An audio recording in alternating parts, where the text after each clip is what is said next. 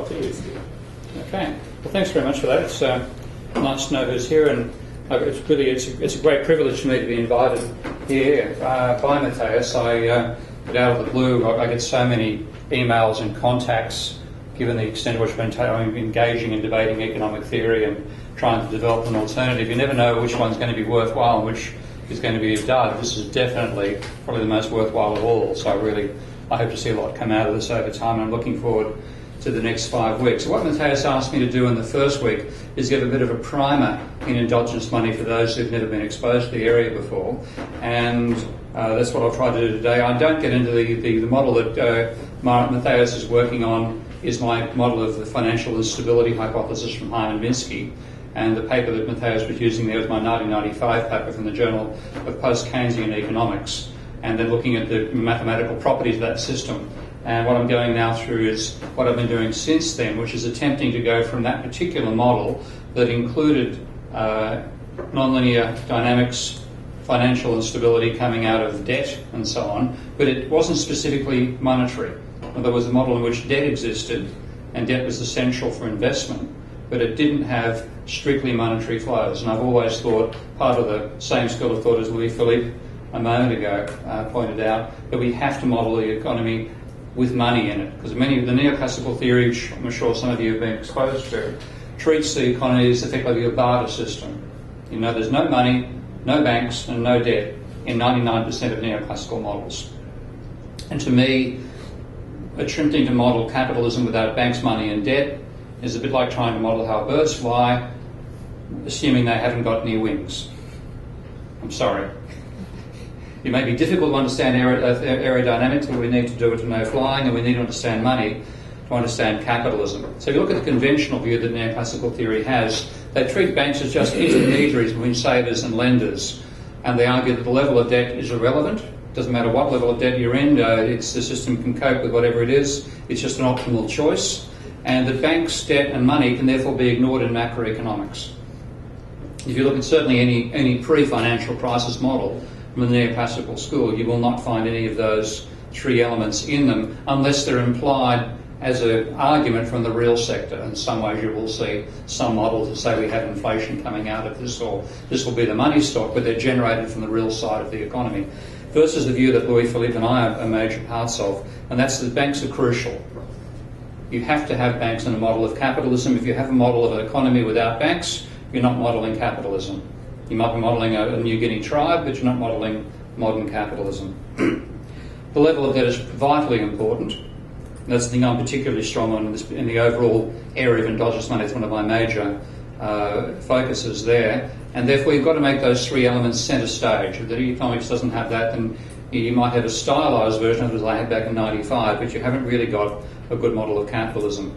Now, looking at why neoclassical think they can ignore banks, I have to really thank Paul Krugman here for an argument he got in. He started, well, I suppose I started it informally. I made a post on my blog saying that as somebody who's very familiar with Hyman Minsky's work, I'd read Paul Krugman's Fisher, what he called the debt deflation, a Fisher-Minsky coup approach. And I just commented that as somebody who had 20 years of experience of reading Minsky, I find it very hard to find any Minsky in what Krugman wrote. That was then republished on an American blog, so I think it was credit write-downs, and Krugman read it well, as much as I can say Krugman read it. I think he glanced at it, because he then made a few disparaging remarks about it and so on. One of them being this: he said, I'm all for including the banking sector in stories where it's relevant, but why is it so crucial for a story about debt and leverage? Now, from my point of view, this is manna from heaven, because when I make a case to non-economists about economics not including banks in their models of capitalism, I often see people having this strange querulous look that sort of to me says, oh, Keynes a bit off with the fairies, you know. Obviously they must, he just doesn't know the models well enough. Well, here's a Nobel Prize winner, probably the most prominent neoclassical economist on the planet. And that's his statement. So I don't need to assert, I can just quote him. And what they treat banks as is simply intermediaries between savers and borrowers. And when he talks about what goes on, he says, why do banks matter? I said, well, what banks happen? If I decide to cut back on my spending, so I'm going to reduce my consumption and save it, and then a bank gives that money to somebody else, overall, there's no macroeconomic impact out of that. We can ignore the whole exchange because there's no change in demand, no net increase. And he said, yes, well, it may be the case of, like, let's say he's really frugal and I'm really a spendthrift and Paul gives me $100, I might spend 95 of it where he would only spend 70. So there might be a marginal impact that way, but it's only a change in the propensities to consume that matters. And he says, Keynes seems to be saying something else and I'm not sure what. Well, that became more and more obvious as time went on. Something to do with the notion of creating money equals creating demand. And I love this next line. But again, that isn't right in any model I understand. And I think it's about time Neoclassical tried to understand different models. So I'll take you through a model where it does matter. Now in debt as well, debt's irrelevant. Why? Only distribution of debt matters. The absolute level is unimportant. And this is not Krugman now, but Bernanke, explaining why Irving Fisher's debt deflation theory of Great Depressions had very little impact on economics itself. He said, this is the argument, it's a very poor summary. If a student of mine wrote that as a summary of Fisher in the beginning of an essay, they'd be heading for a fail. He then continues and said, Fisher was less influential in academic circles because of the counter-argument to debt deflation, that it simply is no more than a redistribution from one group, debtors, to another group, creditors. Now I hope people in this audience are thinking, hang on a sec, during a debt deflation don't people go bankrupt? So how can they redistribute if they've lost their money? Well, that's not even considered there. On he went to give again the same sort of reasoning that Krugman gave a moment ago as to why the level of debt doesn't matter. It only matters if there's, in this particular case, there's implausibly large differences in marginal propensities to consume. So again, there's a commonality there. It's not just Krugman I'm picking on the entire neoclassical tradition. And money should only have nominal effects in the theory. Money should only be causing inflation. There's something wrong somewhere if anything other than inflation results from a change in purely monetary variables. And this is Lucas, I think, the guy who gave us the rational expectations model of macroeconomics, saying that according to conventional theory, the absence of money illusion. This is the argument that if we double all your incomes and double prices, you should all rationally know that'll make no change whatsoever to the level of expenditure. And I can pull that one apart, and I do in Debunking Economics, but that's pretty much the argument. Therefore, aggregate demand changes in aggregate demand, which are nominal in nature, should only cause movements up and down in the price level. They shouldn't change the level of output. And then along comes the crisis, totally out of the blue, no warning whatsoever. Did anybody get the number on that black swan? You know, can't predict it.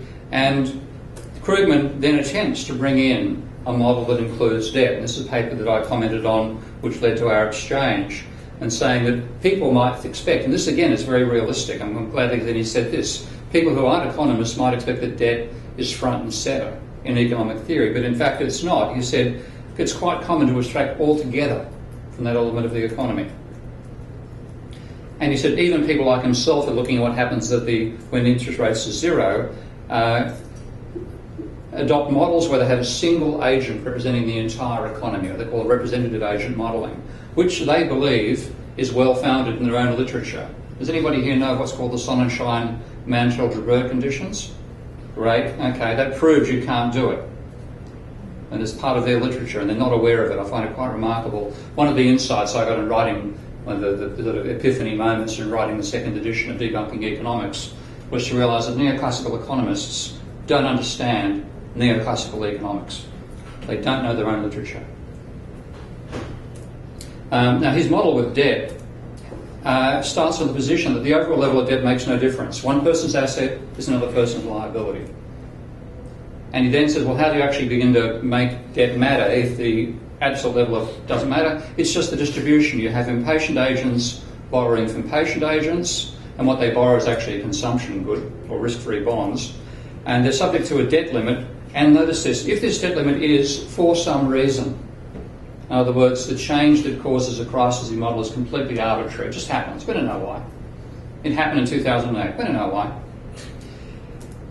Therefore, they're forced to cut their spending, that'll cause deleveraging, and that can cause a a crisis, and then from that point on, Fisherian type effects, as he calls them, can magnify the initial shock, and you can be in the crisis we're in now. And this is pretty much the argument that lies behind his prescriptions of how to get out of the crisis in his most recent book, End This Depression Now. The emphasis being we could do it overnight. Okay? There's no sustainable problem that might make it more difficult. So, lending, what goes on? Well, he actually talks quite specifically about what he calls the loanable funds model of money. There's the fund of money that exists. You can transfer it from one person to another. That's what's really going on. It's like, in fact, like it's a commodity. I've got a certain stock of gold. If you want to borrow some gold off somebody else, you can do it, but the person who gives you the gold has less spending power. You have more. That's the overall vision. And it's the idea of a patient agent blending into an impatient agent. So you have a person here who's got all this money, and on the other side somebody with none, and lending simply involves transferring some of the money that the patient person has to the impatient, and the impact is that the patient's spending power goes down, impatient person's spending power goes up. There's no large change in aggregate demand out of that, and banks, you can just ignore them. They simply are the conduit through which that occurs. The endogenous money view is quite different, and I'm actually delighted. Again, one thing I benefit from with my blog is finding people who are in some ways even more focused on the history of economic thought than I am. And one of my readers, Andrew Layton, who runs his own blog, can't think of the name of it, but I'll mention it later, found this paper from Taussig back in 1911 saying the vision he had of money is that money means are created and the command of a capital is supplied without cost or sacrifice on any part of the saver. That's very different, saying rather than the saver having to lose spending power for the borrower to gain it, saying no, the borrower can gain spending power without savers having to sacrifice any spending power. And this is Schumpeter, the one I'm quite familiar with, from the mid-1930s, saying that credit doesn't come from what he calls past enterprise. He means current income from selling goods and services. So it's created ad hoc, backed neither by money in the strict sense, which is the loanable funds idea, nor by goods and services already in existence. And he says credit is essentially creation of purchasing power for the purpose of transferring it to the entrepreneur, but not simply to transfer existing power. So it's generating new spending power. So that's a literature going back a long, long way, and I'm just going to leave it at that point and say what the consequences are. Well, that means banks and money have to be essential. You can't ignore them now because they actually produce part of the demand. And here is Schumpeter strongly making the point, which was a heresy in his day and remains a heresy today, that money performs an essential function. You can't just abstract from money. And as he mentioned in his own very eloquent way, that every possible intellect has said, no, that's wrong. We're saying, I'm sorry, what you think is wrong is wrong. And he concludes that aggregate demand exceeds income. This is an essential point. There's one that often, even in non-neoclassical theory, that isn't properly appreciated. He says, in real life, total credit, meaning total spending power, must be greater than it could be if there were only fully covered credit. In other words, spending it comes out of the incomes you've already earned. So the credit structure projects not only beyond the existing gold basis, but also beyond the commodity basis. So credit enables us to consume or to purchase more than our incomes. That's a very big shift from a neoclassical point of view. Of course, one with neoclassical would immediately rule out, a priori, don't go there, there's no there would be the sort of attitude they have. And Schumpeter's argument is that growth in credit funds entrepreneurs. And he says, well, we talked about the conventional argument that entrepreneurs get their funding by other people saving and not spending. He said, well, that answer isn't obviously absurd. There's a certain amount of potential sense to it. He said, but the real way of doing it is not from the accumulated past transactions, but creation of purchasing power by banks. And he said it's not transforming existing purchasing power, but the creation of new purchasing power out of nothing. Now that's what Krugman referred to as banking mysticism. And my reply back to him was that neoclassical economics is barter mysticism, as if you could have capitalism without money. And this is the part, here we go, back to Krugman again, saying banks, from their point of view, they're a clever but somewhat dangerous intermediary, exploiting arbitrage to make a profit. And it's a quantitative thing that are involved, not a qualitative change from a barter system to a monetary system. Is that don't change, and notice this, the notion of interest rates is determined by liquidity preference and loanable funds. So we're still back in a world where there's a set amount of this stuff turning over, and its creation comes initially from the government. He said banks don't create demand out of thin air any more than anyone does by choosing to spend more. Okay? So the banks are no different to any other agent in the economy.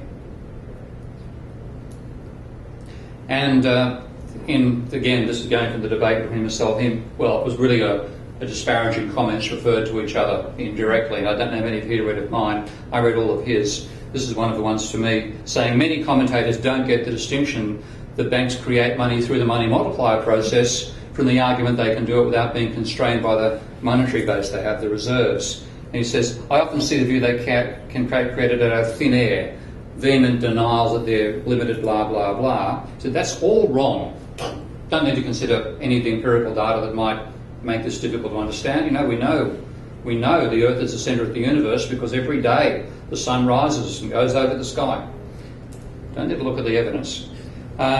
He said, well, first of all, individual banks have to lend out money it receives. They can't create checks out of thin air.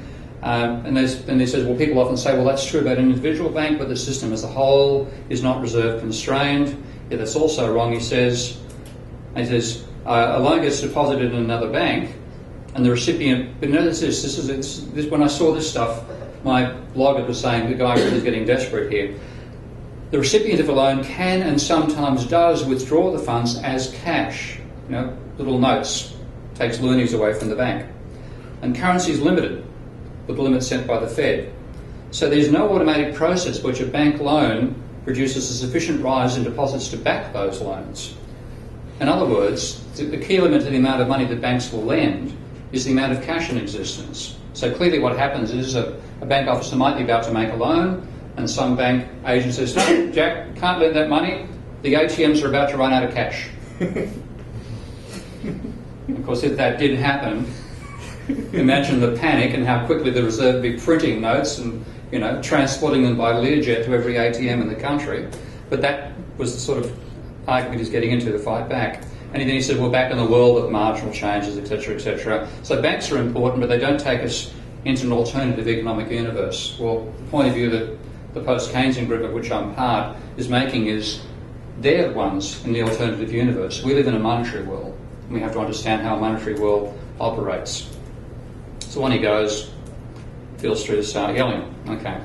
Well, there's an enormous amount of theoretical and empirical evidence against the case that Krugman's made, but what I do instead is try to explain how money is created from a double-entry bookkeeping approach. And the starting point is this very statement here. They can't just issue cheques out of thin air. They must have assets with funds to issue it. Well, that's true. But the key asset that a bank has is an intangible one. It's the licence to be a bank.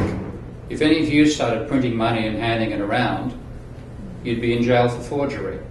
Okay? But a bank doesn't actually print the money, it can create the money in accounts because it has a licence, which is an intangible asset that gives it the capacity to do that. So I'm going to go and model that. But before I get there, I want to go through a bit of a personal history of economic thought because these ideas have taken a while to develop, and I've also had some conflict in my own circle of non-orthodox economists in trying to present these views. So I want to show it all came about gradually. So this was the first slide that I presented to a conference of post-Keynesian economists back at UMKC. Were you there for that one, Louis Philippe? 2006. No. Okay. I don't think so. You can imagine the reaction I got to that slide. Okay. Differential equations, not unfamiliar to anybody here. I could probably take you through those ones, I imagine. And I had a systems engineering diagram as well. And the second slide went through endogenous money, where I was trying to reconcile two groups that are normally in conflict in economics, in the post-Keynesian economic area. One called the horizontalists, represented by Basil Moore, and the other the structuralists, represented by Sheila Dow. And I went through all the reasons why this managed to bring the two together. And I caused a furore in a room that was actually full to overflowing, with people actually in the corridor outside listening as best they could. And partly my explanation of why it caused such a furore is that economists in general lack knowledge of dynamic modelling. They just don't learn differential equations. If they do, they don't get past second order linear. And often that's only in grad school, and they just don't know about all the work and nonlinearity that is second nature to anybody who's at this particular institution. And also, when you do something like this, one of my good friends, the assistant engineer Trond Andresen, talks about them having the Migo effect, my eyes glaze over. Now, you present something which is technically challenging using a format that economists aren't used to, which is largely differential equations, and unless they actually work in finance where they work with partial differential equations, forget it, you lose them. But it's also a different methodology, and the development of a way to try to bring these two together began with the discussion after my seminar with Scott Fuller. And Scott basically started by saying, look, you must have made a mistake in double entry bookkeeping terms somewhere. Now, I'm quite happy to admit that I knew very little about double entry bookkeeping then, and I know a bit more now. But I know my differential equations, and I knew I hadn't made any mistakes in putting the equations together. So the thought I had after the discussion with Scott is, could I actually portray my models using a table? And I worked out that I could, and the next presentation I gave where I did that was the Institute, what's a CARPI? Something politically economy. Yeah, evolutionary, International Confederation of Association for Political Economy, that's it.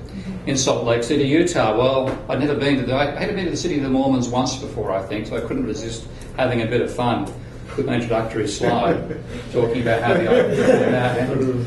In the beginning was the ODE, and the audience looked upon it and said, verily, we don't get it. And I was the one wailing and gnashing my teeth, trying to get these ideas through and getting nowhere. And then I finally got the idea of, I called it double entry, but it wasn't actually double entry, as I'll point out in a moment. So I restated that original set of differential equations using a tabular layout. And I realised that I could actually make the columns in a table be the system states, and the entries in each of the rows being operations between system states. So you simply, to get your differential equations, you symbolically add up the columns, and you've got the differential equations. Now, when I did that first off, I had to finish up with a model with a constant money stock here. It's a very simple model, all linear components. And you can then simply read the equations of motion by just simply reading right down a column.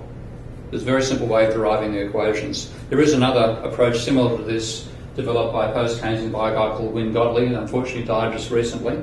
But Wynne's work is quite brilliant, but very complicated to derive an equation from the tables. They're not different. First of all, they're normally difference equations. That's not necessary, but almost always difference equations rather than differential equations. And you've got to drag the equations out of the table because the way the table is designed, all rows and all columns sum to zero. Obviously, you don't want equations where the equations of motion are all zero. Mine's much more easy, much more straightforward to derive the equations. And I finally extended it to a system with growth. And this is where some of the trouble came in, because I argued that you first of all argued violate Walras' law. I'm quite happy to do that, and I'll talk about why later. I had the sum of excess demands being greater than zero, and I noticed some of the rows didn't sum to zero. This one in particular, rather a lot of people, because that did not sum to zero. So there was a vision that I'd made a mistake at that level. Now again, I knew the differential equations were correct, but that caused a furor again. So my next step was then to take these to tables, which I used to do by hand. And one day, it's like whether you work in mathematics or computing, you get bored doing stuff by hand, you think, I wonder if I can code this. It took me about 30 seconds to do this. I was quite embarrassed when I finally did this. The sample table put in as a matrix. And the program literally took me about 5 minutes to write.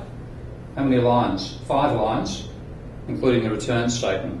It's a tragically simple program. And that then simply takes each of the columns, reads the variables in the third row, returns the differential of those equal to the sum of what's in each of the columns. Dead simple. And with that, I can then take quite a complicated system. This is not all that complicated, but it's a start. With a number of different, about 5 transaction accounts there, about 15 or so operations.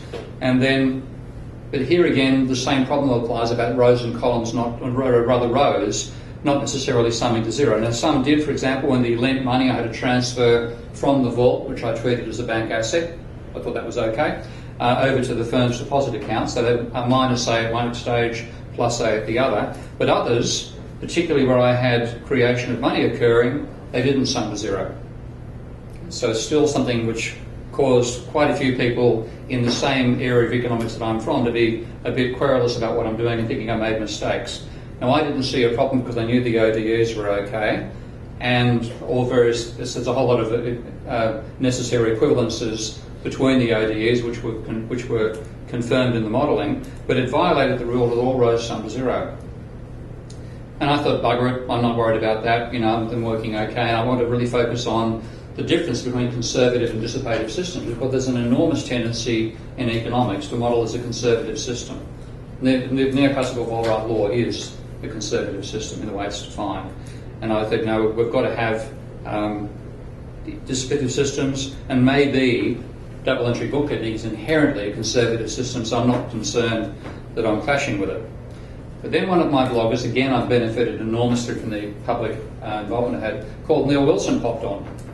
And Neil is actually, as well as being a member of my blog and a blogger in his own right, he's also a damn good professional accountant. And he said he's going to see if he could make my approach consistent with accounting. And he did so, and I thought it was fantastic, and I published it as a post entry in my blog, as well as being copied across from his. And his arguments were, he starts saying, I'm got a great speaker, a good writer, and a formidable mathematician. Not in this room, mate. Okay? I know my place. Okay? I'm reasonable, but I'm nothing like anybody in this room, so I'm not going to stick by my mathematics. The reason I'm here is because you can help me out so much of an area. But he's dead right over this time, we've got to fail in a bookkeeping exam. And he said to be consistent with double entry, there have to be at least 2 entries for any operation, and they have to sum to zero. And I breached that time and time and time again. So what he did was he took my simple model, which is on page 364 of Debunking Economics, that's this there, and he said, could he make that consistent with double entry bookkeeping? Well, he said, for a start, taking a look at it, and this is some of the stuff that I found weird about accounting when I first had it explained to me. I didn't do accounting at university. So the liabilities are the wrong sign. Liabilities are signs of negatives. Because you add them to assets, you get zero. Well, I had them as positives. And he said, also, now I love this one. This is really hard for me to get my head around. A negative is generally a credit, and a plus is generally a debit. It's talking on the liabilities side. And so I thought, hang on, this is strange. And then he says, I had the bank only getting its money after the firm actually paid the interest. And he said what actually happens is a bank will know it has right to charge interest and transfer money out of its reserves or whatever, its own money, into the stuff it can spend, saying we've earned that money, we've got it already. You might not deliver, that's a later issue. So he said the banks actually earned the money, they pay themselves that before the firm may actually pay the money across. And he said the initial conditions have to sum to zero. You can't just magically have the money turning up. I thought it was okay, I was just using a set of initial conditions to describe a dynamic system. But he said most importantly, all the single entries, and that's got to go. There've got to be double entries in every row, and they all have to sum to zero. So he said you're going to try to reconcile what I did with this double entry approach. So he began by changing the signs. And so what was a plus on my liability side became a negative on his. And that's the first line. He had assets and liabilities. I had the vault as the asset. And that's wrongly, he's actually wrongly laid it out. The liabilities aren't above the loan ledger. There should be assets being vaulted in the loan ledger and liabilities being firms, workers, bank accounts, and equity being the safe. It's just a mistake in how he put his own table together. I better fix that. And he said sums to zero because there's plus lend money on the asset side, minus lend money on the right-hand side. But he said, hang on a second, why would accrediting a firm account increase the assets of the bank? And he said, it doesn't. The vault's on the wrong side. He said, I should have treated the vault as a liability of the bank, which sounded really weird to me. Okay, but this is his paper, so okay, the vault now becomes a liability of the bank, not an asset. So he moves the vault across the other side, and I've one his animation I didn't get fixed up. Now he's got assets just the loan ledger, and the liabilities of the vault, the firms and the workers' accounts, equity being the safe, and he's got plus lend money, or being money going out, minus lend money coming in. Imagine an arrow going from the plus to the minus, and will make more sense to you from a mathematical point of view. He said, well, that makes sense, but he said, hang on, how are there any liabilities there to begin with? And this is the really marvellous insight he's got. Well, he said, well, a bank can actually create money, it's got a license to do it called a banking license. They've got a license to print money, like 007, a license to kill. Other people don't have that. It's an intangible asset. And so the value will vary over time, but you can actually start, you said you don't normally see this in balance sheets, but it has to be there. He said he wants to include it, so he's going to put the value of the license into the balance sheet. So you're adding an extra entry now on the asset side, which is the value of the bank's license. And he said that's where the initial value comes from. You get the banking license, it's worth $100 million. You have the right to create $100 million worth of money, which, when it first is created, is a liability in your vault. Okay. Now, he made a simple slip up at that stage. He actually had what he put was an initial condition was actually in the flow section of the equation, but he got that right later. And the final table he came up with is that one there. I won't go through it in great detail. I'll cover other ones later. But there's pluses where there should be pluses according to an accountant. So plus means plus on the asset side. It means minus on the liability side. Everything sums to zero. And he simulated it using a software package that was developed by a UK programmer called QED. And what you do there is you put your relations in a table like so. This is, I think that's my model. Yeah, that's my model there. You then define your terms and parameters, and then that generates what he calls a Phillips diagram, named after Bill Phillips. So you've all heard of the Phillips curve, or some of you, okay, have done economics. Bill Phillips was an engineer who tried to teach economists dynamic modelling 60 years ago, only struck the Mego effect and never got through. He was actually a damn good, one of the world's greatest engineers, in my opinion. Anyway, so that's why I call it Phillips diagram. So Neil then compared his model to my model, and the structure's different. So there's my model, there's Neil's model.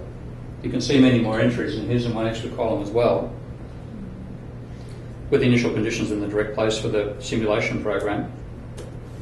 And the structure, when you put it together in QED, looks different as well. That's my asset side. Notice that there's all these things coming in, but it's not a closed cycle. This is Neil's. Two completely closed cycles linked to each other by journal entries, but you can see that there's a complete cycle on the asset side and a complete cycle on the liability side.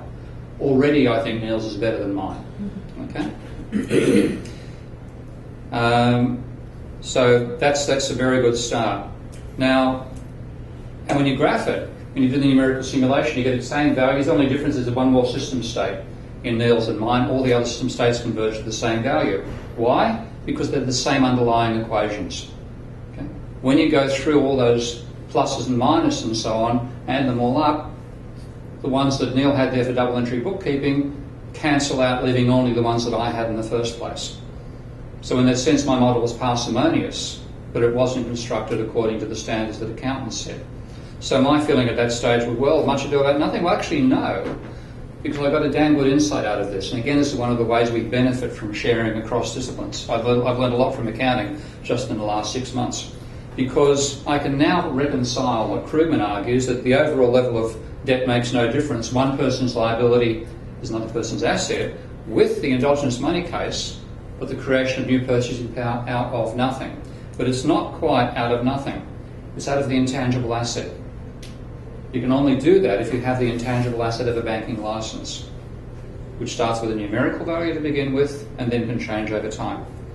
So it's not out of nothing. It's out of an intangible asset.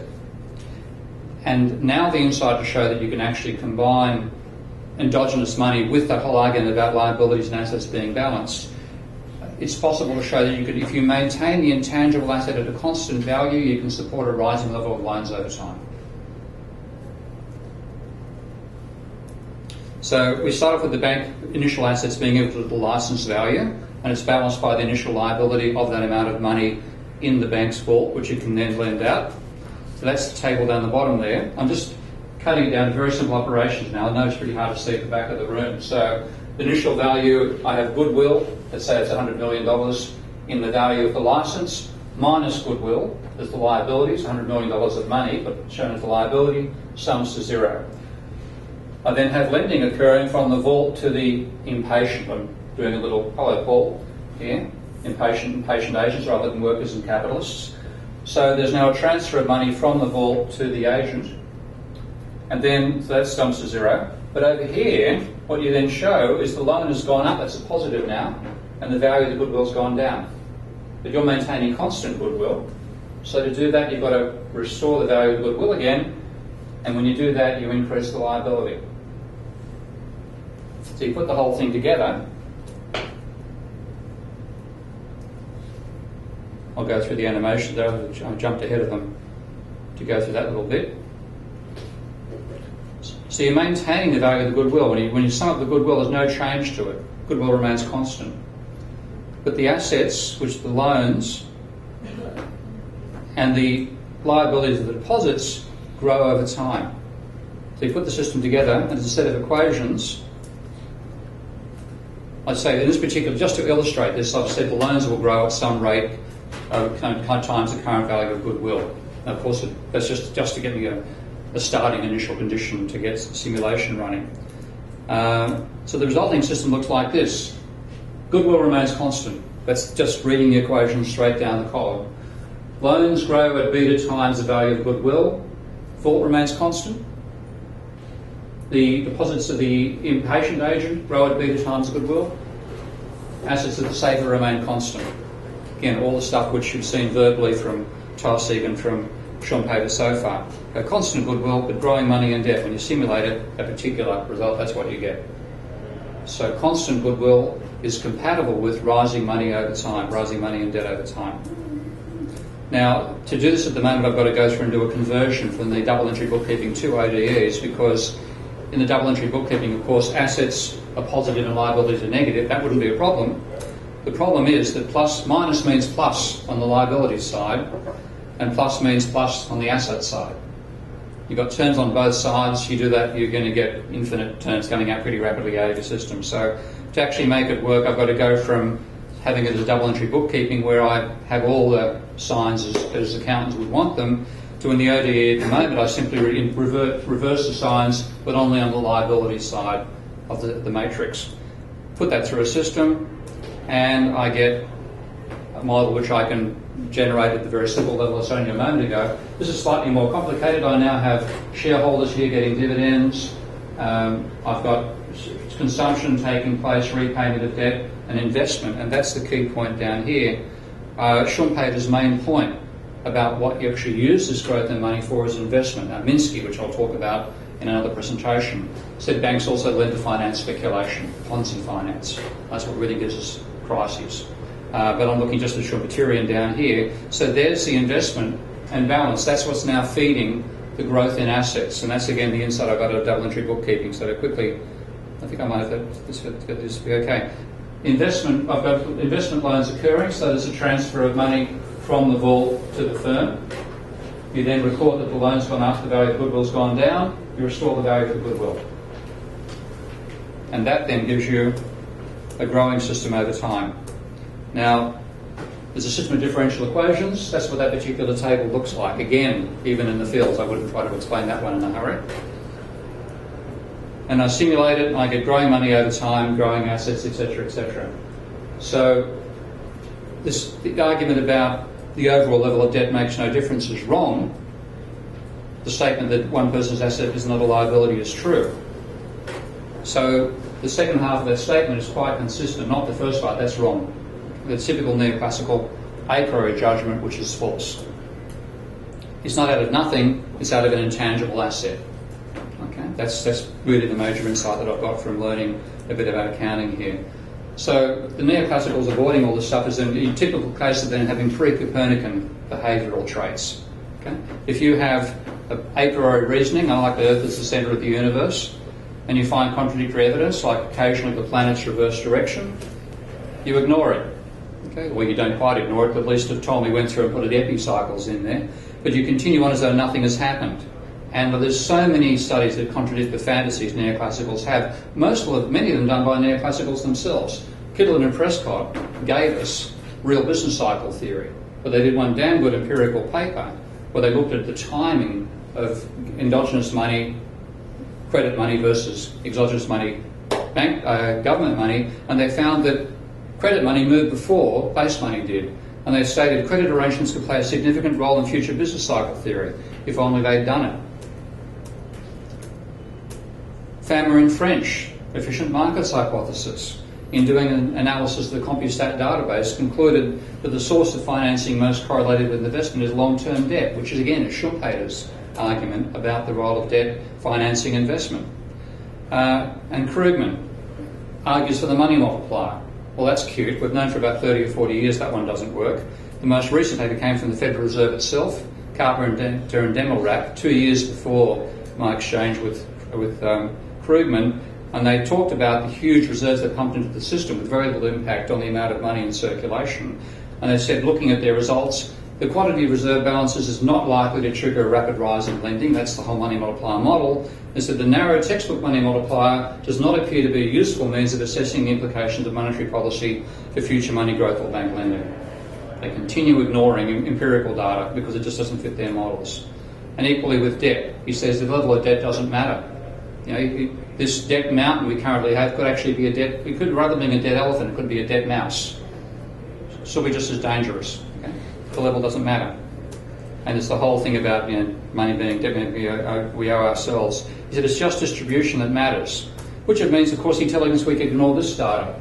This is the red line is the ratio of private debt to GDP in America, peaking at 240% in the Great Depression and 303% now. But of course, it's courtesy of neoclassical theory. You know, that's just mere coincidence. No need to research that. There. And also, if you do a correlation of the acceleration of debt with the change in employment, you get a correlation coefficient of 0.69 over 30 years. But we can ignore that too, can't we? Sir, what's this diagram? What's the diagram? That's the acceleration of debt measured against change in employment. I call it the credit accelerator. Developed first of all by Bayer, Peck, Biggs, Mayer and Peck, and I've just changed it a bit. I call it the accelerator rather than the impulse these days. So what they do is that they have empirical anomalies. A real person changes the theory. Neoclassicals are still resisting it. Here's Bernanke most recently saying the recent financial crisis was more a failure of economic engineering and management than what I called economic science. Garbage. The theory itself is just as bad as the structures that are built on top of it. It has to go. And I hope you'll help me in getting rid of it. Thank you.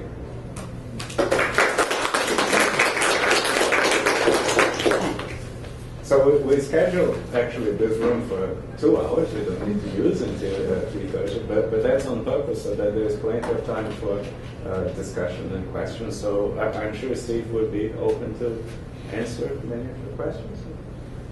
Yeah, I'll just join the conversation rather than standing up here. Yes, mate. Just a quick question, maybe a little stab at the side.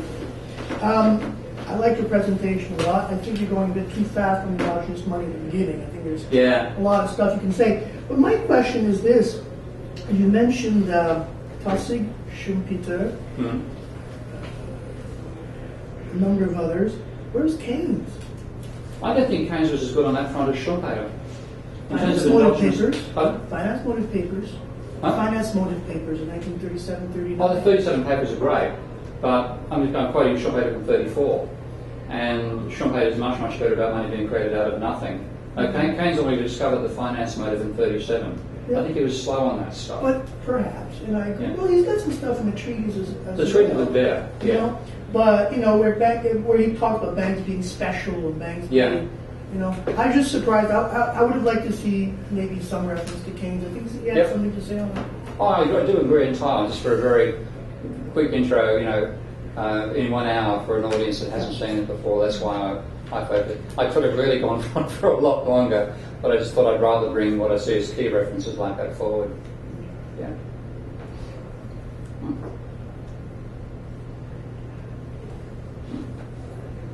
So I have several questions. So just starting.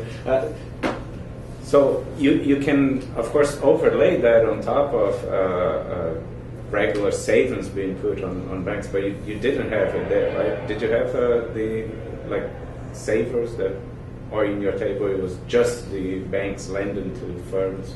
I had the banks lending to firms, but then the firms themselves hiring workers who got And paid the workers wages, were who then safe had positive bank balances, paying dividends to shareholders who had positive bank balances and so on. The only, and this is one, again, I think Schumpeter is really much better on this technical stuff than Keynes. Schumpeter argued that firms or entrepreneurs are the natural debtors in a capitalist economy, because an entrepreneur needs debt to be able to do anything. So they're the ones who are going to be in debt, but of course they still make a profit, because they've just got a negative overall. Their personal liabilities exceed their assets, but with the assets they've got cash flow returning through, and they're making a profit out of which they can service that gap.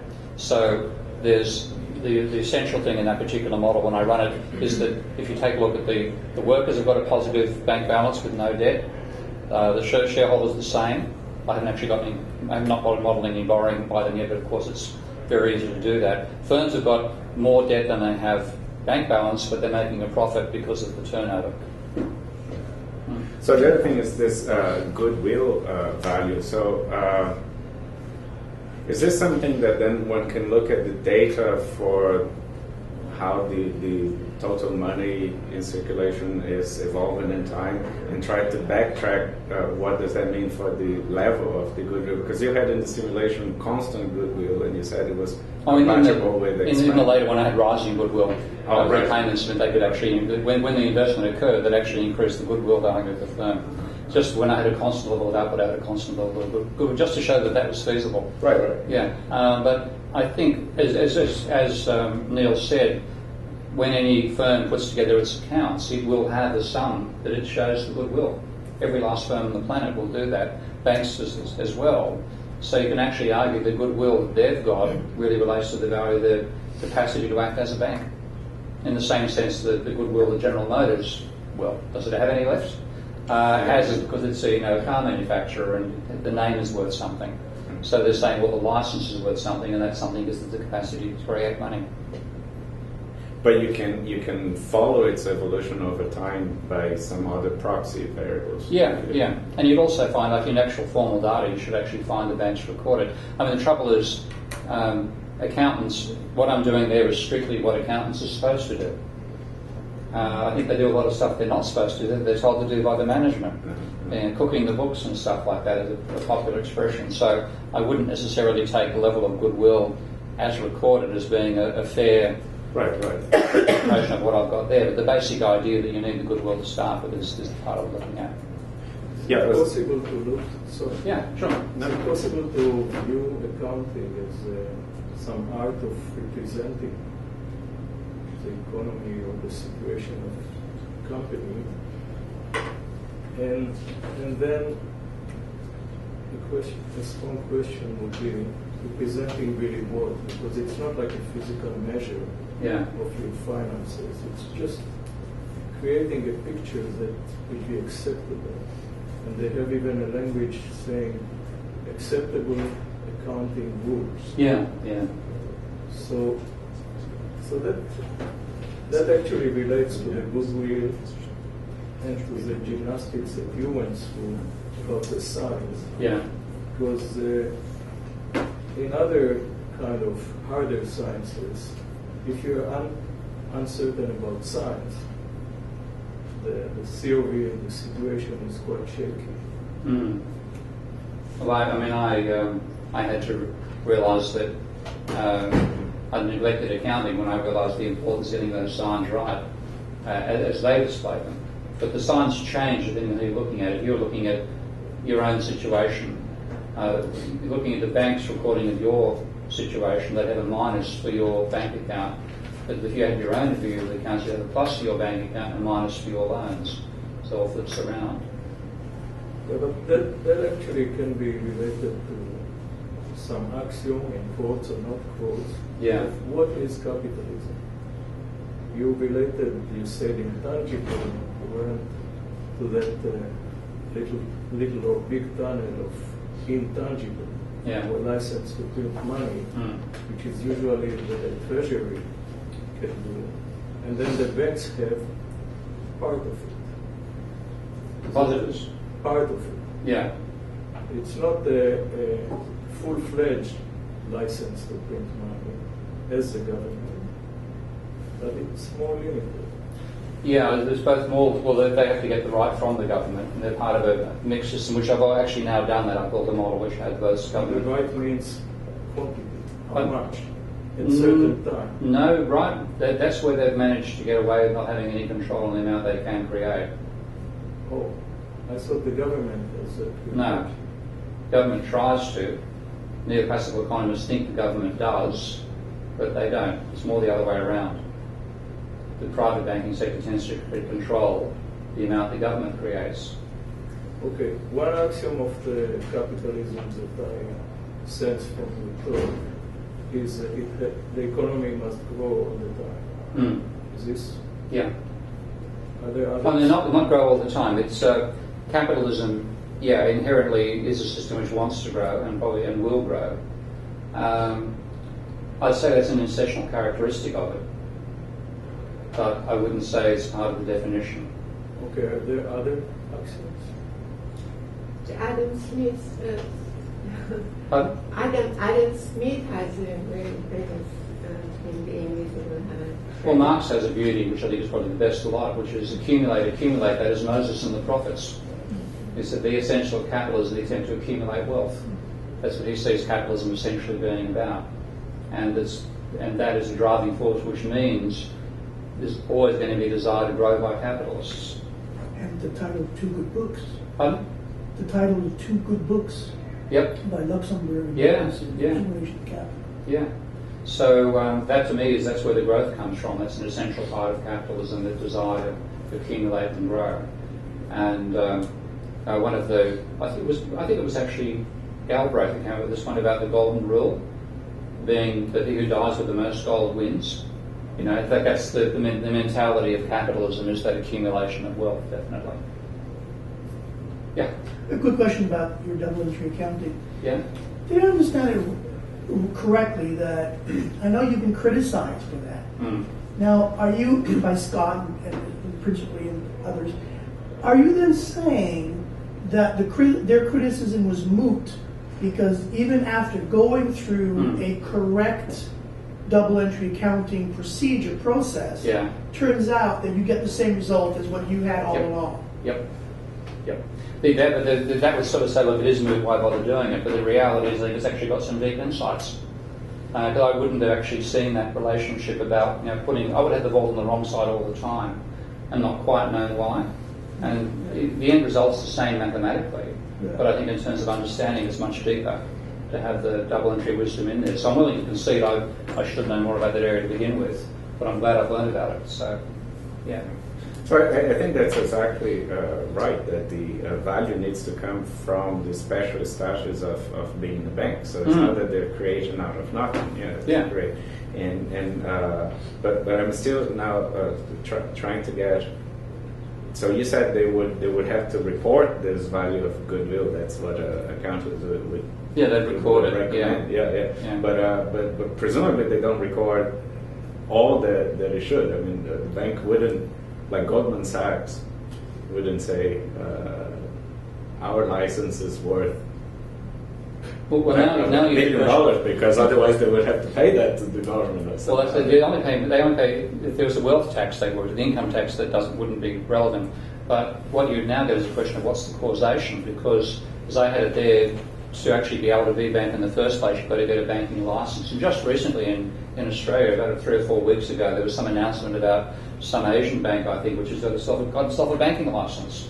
I really want to get a copy of the license and see what it looks like. And does it say you can produce $100 million worth of money or whatever else? I'm not sure. But once you've done that, in my model, you start seeing a few interesting causation relationships coming out. So if you think about conventional neoclassical theory, that goes that reserves are necessary to create deposits, and deposits create loans. That's pretty much the chain reaction they've got. Whereas when I did my model, first off, I found that loans created deposits, which is very common in post-Keynesian thinking, but also the repayment of loans actually created the reserves. Now, I've got that argument somewhere, Matt, I'll show you the argument later. But now what I've realised is maybe what's going on, when the bank creates the loans and then the repayment of that loan in the model is what causes the goodwill to grow. So, in a sense, the level of goodwill, the intangible asset, is equivalent to the repayment of the loans that have gone through the system. So, the causation isn't the goodwill lets them make the loans, it's the repayment of the loans that lets the goodwill grow. This is stuff where I'm learning from the structure of the models I put it together, so I'm not sure about that, but that's the inkling I've got from looking at it so far. So, are you saying that banks can lend because they have this life? Yeah, the right to be a bank is why they can create money. Sure. Yeah. But the argument, I'm sorry, but the argument that banks can create out of nothing was precisely to drive home the idea that banks were independent of deposits and well, that's true. And reserves. Yes. So I think that was sort of I think it's actually, but think about it, we're trying to get this through. We're seen as cranks when we say that. You know, the bloody Krugman dismissing our entire area as money mystics. Frankly, screw him. You know, our group's done the hard yards to actually look at the empirical data. Basil Moore was the very first post-Keynesian to dive in there and really look at the empirical data relating credit money to government money, giving an explanation for the method. It was very detailed quality work. To have us dismissed as money mystics, or banking mystics, bugger that. But the reality is there are plenty of people that are cranks.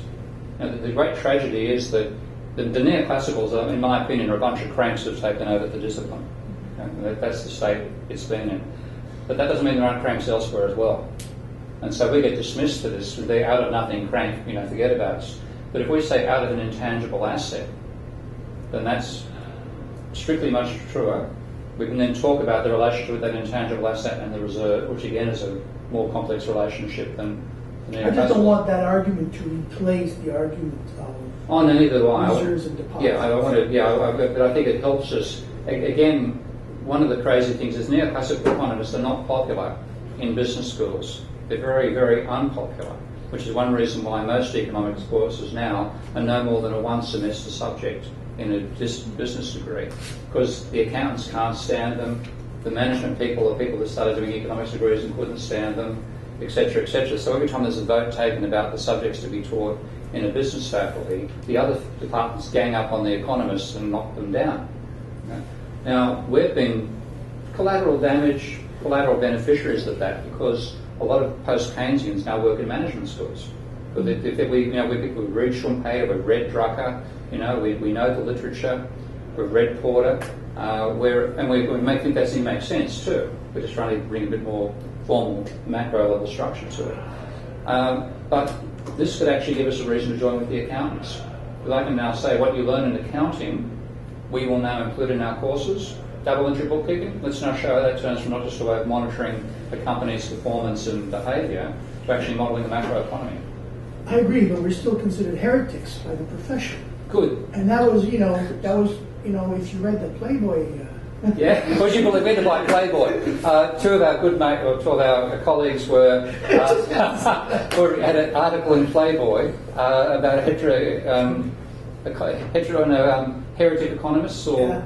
It's actually a good article. It's a very good article. And one of they quote this guy Cochran from Chicago, who basically says post-Keynesians are just a bunch of chicken littles. Yeah. Who go around constantly saying the sky is falling. Well, the sky fell. So, it's no big deal. They're always saying that. Yeah. But we're not, taken seriously by it. Well, we have to. My opinion is we shouldn't take them seriously. I mean, in terms of calibre of research and the empirical connection to reality, we're there, they're not. And the thing is, we could never persuade anybody of that while the economy appeared to be performing well, because a bit like a meteorologist who could take credit for the sun rising, they took credit for the fact that the economy is doing well. And you saw Bernanke's comments saying, the great moderation, how that was used to better control of monetary policy. They were just simply beneficiaries of a Ponzi scheme that they didn't know was happening until it fell apart. So, they have to go. So, during the financial crisis, there are many people talking about the implicit put option that runs with the business of a bank. That if things go well, they benefit. If things go bad, then the government picks up the tab. So a colleague of ours in financial mathematics, Dilip Madan, he modeled that, and he calls it the taxpayer put. Yeah. And it's exactly something like that.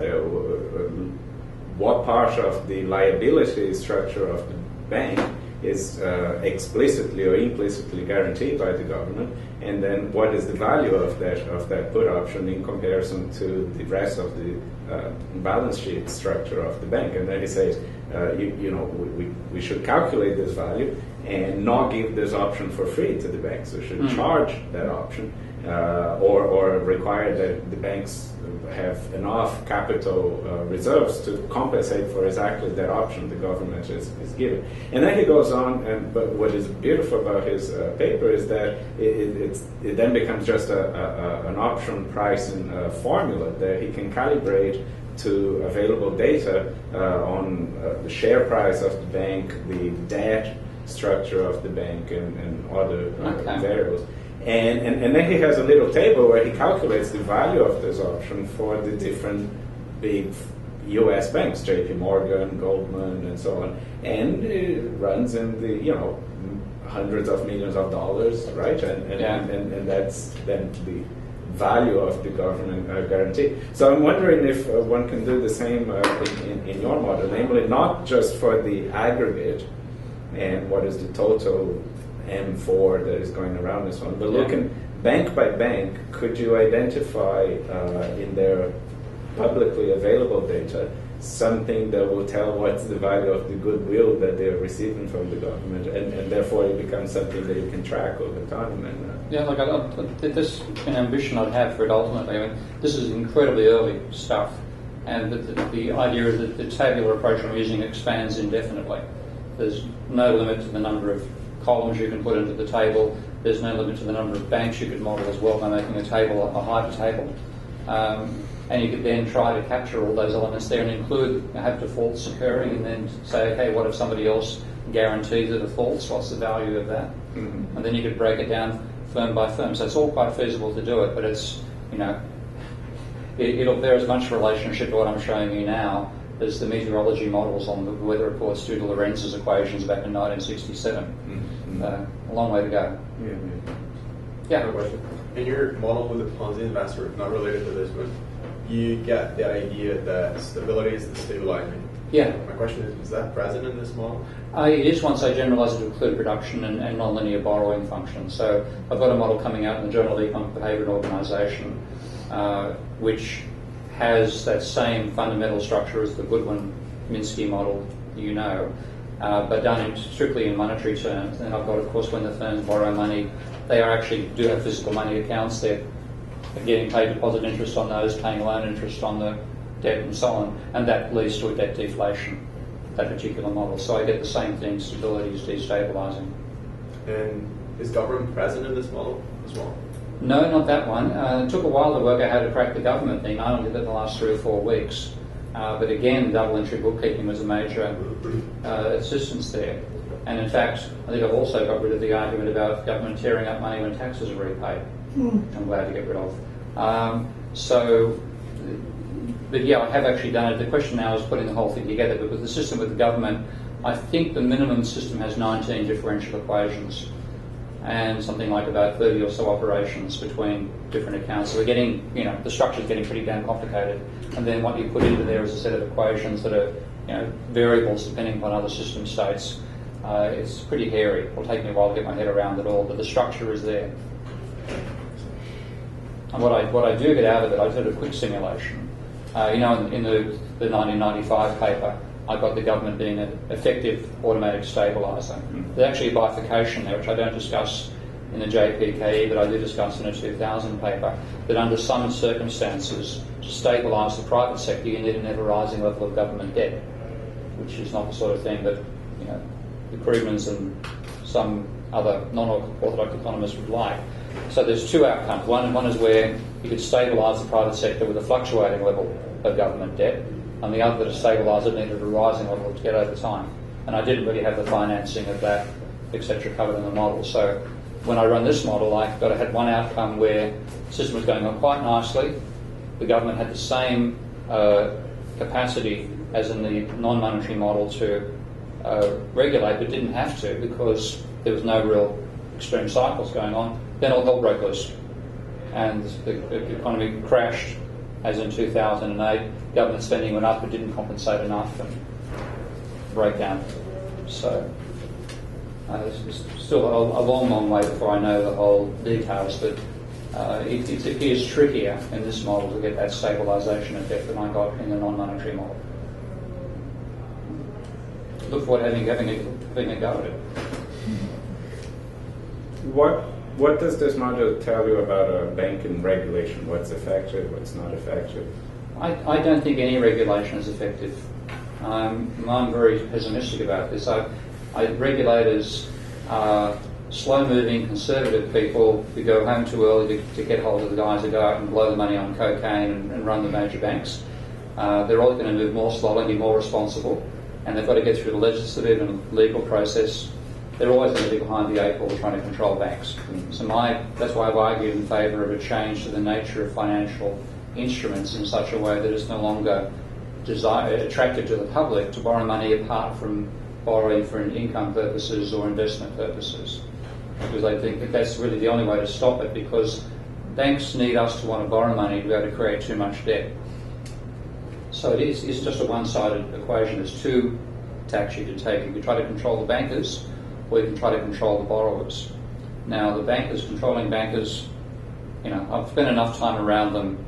There are good ones. My dad was a good banker. But there have been pretty bad ones these days, and over time the bad practices take over. Stability is destabilising even in the behaviour of bankers. But if you set it up so that the public doesn't want to borrow, except for the sake of investment or necessary consumption, then the banks have got no choice but to be responsible. So that's what I prefer to do. Yeah. But don't you think the banks did a lot more than that during the last financial crisis? That it went beyond just borrowers borrowing too much? Oh, it wasn't the borrower's fault at all. To me, I always blame the lenders. Borrowers are sucked in, because this is a very important point. You've got to read Graeber's book. The debt first 5,000 years. I've heard good and bad stuff about it. Yeah, I think it's pretty good. I can see some weaknesses, but what I like about it is he emphasises that fundamentally banking evolved out into individual trust. If you think about where human society began, well before capitalism, it really was a system of mutual trust in a tribe. And where rather than bartering with each other, I'll give you 3 fish for that spear, the actual behaviour was, you'd come back with a great fish and I'd say it looks fabulous, and you'd say, here, have half of it. And just give it as a gift to me. And I'd then, it's a bonding thing. I would then think, Louis Philippe could do with a decent spear. God wants a bit ratty, I'll go make him one as a surprise. And it's individual trust, and we only do it if it's actually reciprocated. We don't do it for the reciprocation. But if Louis Philippe kept on giving me half fishes and I said, thanks mate, ate them, didn't get anything back, ultimately he'd stop doing it for me. So you need that mutuality. Now banks, ultimately, trust is the manifestation, or credit becomes a manifestation of trust through the institution of the bank. Ultimately. But I'm talking now about the credit derivatives and all of that stuff that they did. Pardon? I'm talking beyond just the borrowing and the lending. Yeah. There's a bunch of other activities that they did. Bundled up all those assets. It's fraudulent. That's right. Yeah, so I understand about controlling borrowing and that part. I'm not too convinced of the story though. But this said, there's also all those other activities that the banks participated in. And how do you regulate that? Or do you say that had nothing to do with it? I know it had a lot to do with it, but I think they need the other stuff. They've got to get away with the fraud on the scale that they did. If banks were down at the stage where they were back in the 50s, where they were maybe 5% of the economy, and if they could only lend to people who actually wanted to invest to produce, a new motor car or set up a new supermarket, then they'd never get to the stage where they could all set as fancy derivatives based on the cars. But don't you think that's... maybe my view is that you can do all of that, but banks being banks, like you said, are difficult to control. Yeah. They'll always find some other way of innovating and making profits, which is just going to make the system even more unstable. I think, and so we're prone to these crises. Yeah, I entirely agree with you that that's there, but I think the only reason they can get enough capital to have the power to do that is if they're financing borrowers who get caught in the Ponzi scheme, where the borrowing actually generates the Ponzi scheme's return that makes them think they're doing well to get into debt. So you get this, you actually redefine shares and house and property ownership so that that doesn't happen anymore, then the banks wouldn't be able to get the motive force in the first place. And after the crisis we're going through right now, we're well in the very early days of it. Bank is going to become a very, very dirty word. Not dirty enough yet, but in the aftermath of a crisis like we're in now, you tend to get incredibly responsible behaviour, like back in the 50s, by banks. And then, because of the stability that period generates and the fact you can still finance that asset speculation, they get bigger and bigger over time, and you get to the stage of the disasters they now cause, they're back worse than anything in the 1920s. If you look at the level of financial sector debt, so it's borrowing from the banking sector to give itself debt to lever up, that was 2% of GDP in 1945. It peaked at 120% in 2009, grew by a factor of 60. What was this? From 2%, financial sector debt went from 2% of GDP to 120%. Yeah. So that's an indicator of the level of power they've got. Like in England, it went to 250% of GDP. So that is the real sign of their power, and they get that power over time, but they get away from a crisis like this. I think if you get them after the crisis and redefine financial assets so that it can't happen again, with the public getting caught in a Ponzi scheme, then hopefully we can keep them inside their box. It's only a hope. So there's a story that runs parallel to it, and it has to do with what you're saying, all the derivatives and structured products and so on, which is the following. I was never very convinced about the where is all the demand for those derivatives coming from.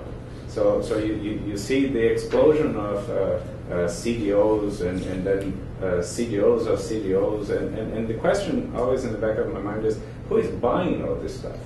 And the traditional answer was, well, just investors looking for yield. It's because the interest rate was too low on regular stuff, so they had to look for other things that looked like AAA instruments but gave a higher interest rate. So it's the mythical Dusseldorf pensioner that is buying something in Europe and then somebody is structuring it here.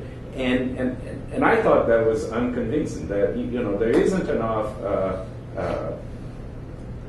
this category of investors that are looking for you to explain pensions and so on, to explain this $700 trillion worth of this stuff. Explosion of this stuff, exactly.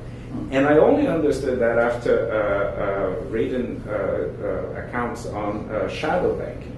That so these were institutes. So we can talk about that a bit more, but the way I understand, institutions that do not have an official license to print money, they don't operate under the regulatory scheme, but nevertheless they do exactly what banks do. They take short-term deposits and they lend. So there's all this money coming from China, and it needs to be parked in some of this repo accounts or very daily refinancing.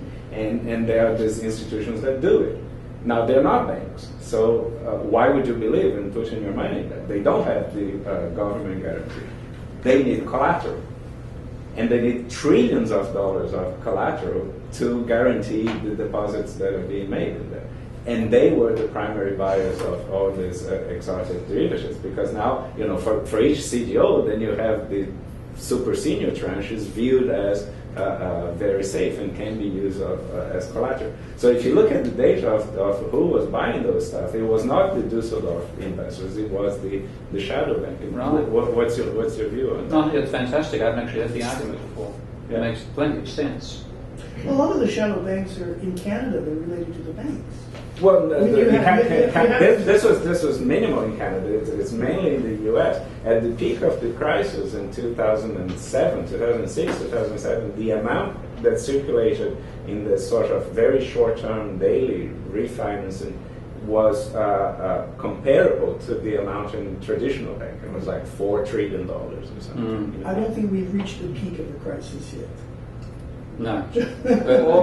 Okay, maybe the peak of the okay. I wanted to say the crisis du jour. That's right. The crisis du jour. Yeah, that one. Yeah. Actually, I mean, your question, I think it leads to basic question. What is money? Right? We are trying to model money flow and how much money is there. Yeah. Because there are so many different forms that money takes, and they are changing all the time. Yeah, I just had an argument last night about that. The guy goes, "Well, hell, how do you define money?"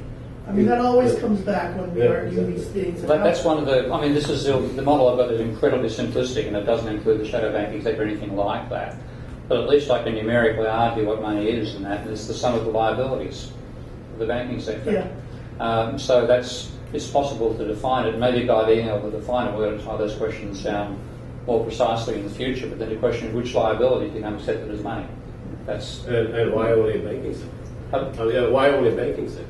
I mean, there are many other forms. Money-like substances. No, that's one thing we will say. Money is a non-commodity. This is one thing which comes out of the non-neoclassical, the decent economic research. But money is fundamentally a non-commodity. One of the most useful papers is by Dosto Graziani back in '89, where he made the point that if you have a model of a barter economy, so commodities, and you imagine using a commodity as money, then what you've said, you've gone from having an N commodity system to an N+1 commodity system. You haven't qualitatively changed it at all. No, I didn't mean commodity. I mean things like frequent flyer coupons, frequent flyer points, for example. Yeah, commitments. Somebody issues a commitment. Yeah. It's like issuing a credit. Yeah. I mean, Canadian Tire money. Canadian Tire money. I mean, exactly, right. you hear those arguments all the time. For me, Canadian Tire money, I can't go to Loblaws and buy fruits with it. Right? Well, so it's still money in that. There's a restaurant in Hamilton that accepts Canadian Tire money every Tuesday. You can go there on Tuesday and pay for Canadian Tire money. Yeah, but only because they then use it to buy bowls That's right. and forks.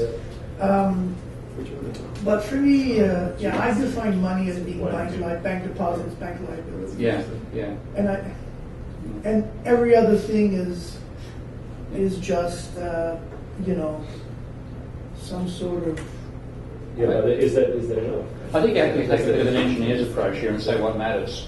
And there's some things which you might be able to use some oil or steel that you wouldn't want to drive a car too far that way. Well, you ignore some oil that possesses high degree energy reserves. So a similar thing to banking, I think. Once we get the strict structural stuff right, then we can say, well, the frequent flyer points too small to worry about. Leave it out of the system. Yeah, but I mean, there are other instruments that banks and other actors, keep creating. That's right. So every time you define it, they will find something else that will behave like money, but it will be outside of. The license allows you to make a moving target all the time. Right. I think that I don't want to use the word MMT in this. We're trying to reconcile ourselves, and let's say if we can. But they have this pyramid, and I think the pyramid is kind of okay. And then at the top, many people in the room don't know what MMT is. MMT is there. People are coming in July to talk about Scott Fullwiler. It's a theory of money called modern money theory that I don't exactly subscribe to. But anyways, they do have this pyramid of money. And they have, like Canadian Tire money, frequent flyer points would be at the bottom here. But ultimately at the top, they have this just one really money that's universal. But that's a reasonable one. One thing I think it's reasonable. Yeah. One thing I want to include in the model as well is at the moment when I've got the mixed government and private money system, effectively it's all like electronic money accounts or equivalent pieces of paper. The reality is that when a crisis strikes, everybody wants this stuff in paper form. They don't. If you mention you went to a bank and they've got $1 million, give me my $1 million out, and they say, well, here's your computer record. So I don't want the computer record. I want $1 million in notes. Thank you. Mm-hmm. Well, that's a huge part of what actually causes a crisis because there simply aren't notes there, as we all know, and that causes a crunch. So that's liquidity preference writ large. it'd be nice to include that. That means the pyramidal stuff becomes important. So I think that's quite a sensible thing. Yeah. Yeah. You talked about in your arguments how you took away the paying your taxes and then government tears up the money. Is there a reason why? That's modern monetary theory. I know, but is there a reason why you took that out of your argument? Well, I think we have to refine that one somewhat. I think it's true that the government has to create liabilities first of all before they can be spent and come back. And it's also true that the government is not limited by its tax income as a way of what it can do. And I think, for example, one thing I expect to conclude from my model when I put it together properly is that government should normally run deficits.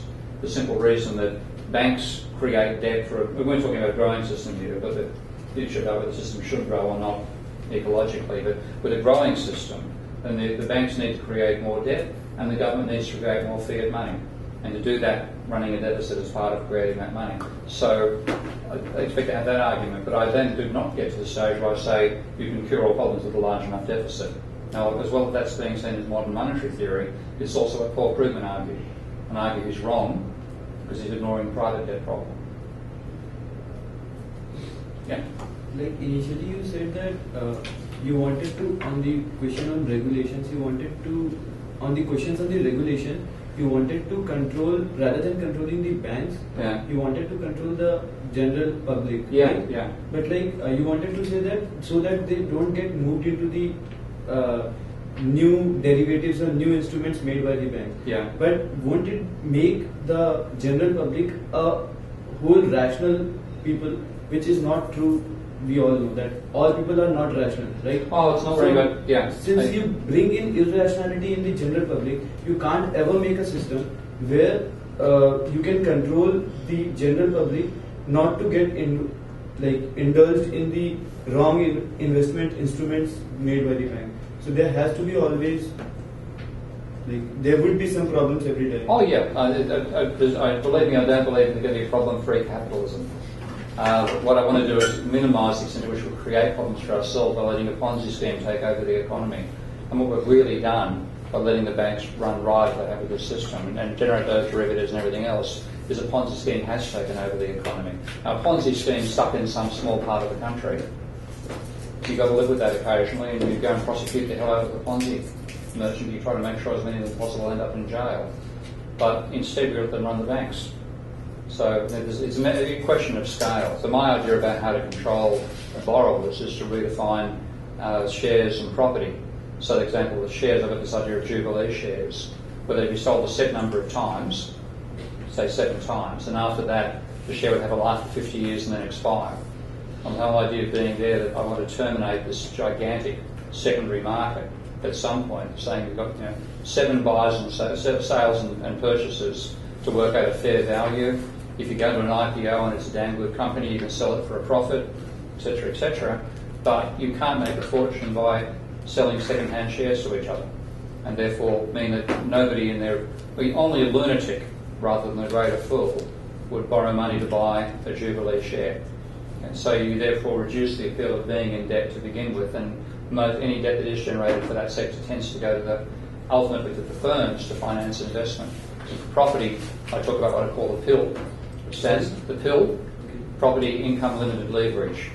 You always good to find a useful acronym, I find. But the PIL would say that rather than the amount of money that you can secure against your property being allegedly related to the income of the borrower, related instead to the rental income of the property being purchased.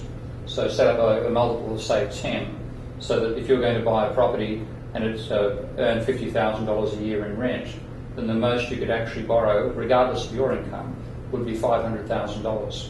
And therefore, with 2 borrowers competing against each other to buy the property, the one who would win would be the one who saved more money, not the one who got higher leverage. So I'm trying to find things like that.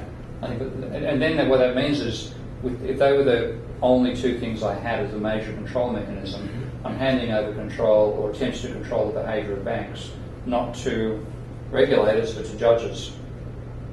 And I don't say that I trust all judges, but I trust them a damn sight more than regulators, and a much more effective way of stopping that sort of behaviour. So you want to stop creating the money created by the people? You want to make the money created only by the banks?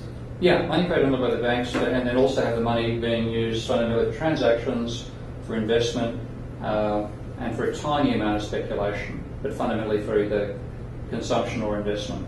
But you see there's three major ways you can use money. You can consume goods and services, as we do all to stay alive. You can invest to grow the productive capacity of the economy, or you can gamble on assets. I want to find the best possible way of eliminating the latter, because it's the gambling on assets that really leads to the explosion of debt in the situation we're in now. And part of that chart actually asked me about briefly, that was relationship of acceleration of debt to the change in employment. But that same chart relates to acceleration of debt to change in asset prices. So I look at acceleration of mortgage debt and correlate that to change in American house prices from 1990 till now. I get a correlation coefficient of 0.8. So what you're really seeing in rising house prices is accelerating debt. And of course that only happens because people expect the house prices to continue rising. What's actually causing it is accelerating debt. See, this positive feedback loop that leads to a breakdown. So finding a way to cut that positive feedback loop off, and the best way is to set up a negative relationship between house prices and leverage. So we have a small optimization problem to solve here. we can continue talking up to 3:30. That's within our boundaries for the room. But there's tea served downstairs from 3 o'clock. So the longer we talk, the less tea we can consume. So I would suggest that maybe we can just move downstairs and continue talking there. So thank you, Steve.